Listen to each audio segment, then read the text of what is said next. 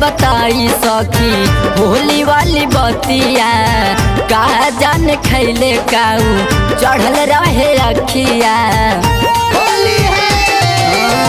तोह से बताई सखी होली वाली बतिया का जान खैले काऊ चढ़ल रहे अखिया।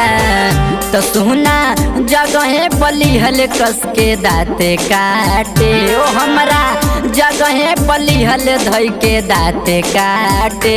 मीठा मीठा कमरिया दुखात बाटे मीठा मीठा कमरिया दुखात बाटे।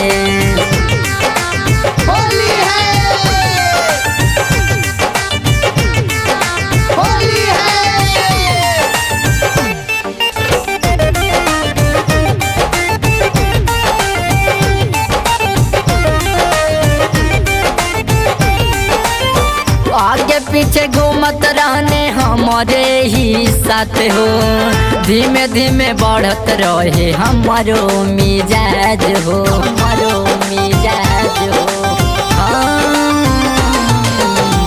आगे पीछे घूमत रहने हमारे ही साथ हो धीमे धीमे बढ़त रहे हमारो मिजाज हो।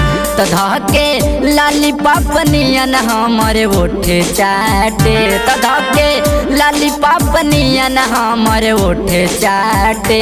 मीठा मीठा कमरिया दुखात बाटे मीठा मीठा कमरिया दुखात बाटे।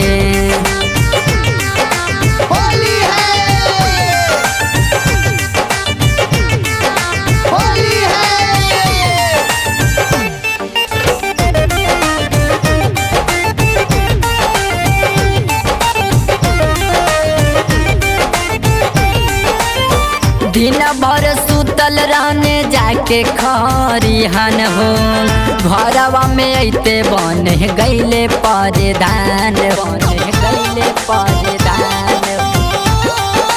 हाँ दिन भर सुतल रहने जाके खरिहन हो घरवा में ऐते बने गईले परेदान हो। तमिथुन दिहले ऐसन दर्द करे जा फाटे तब बबलू दिहले ऐसन दर्द करे जा फाटे। मीठा मीठा कमरिया दुखात बाटे मीठा मीठा कमरिया दुखात बाटे।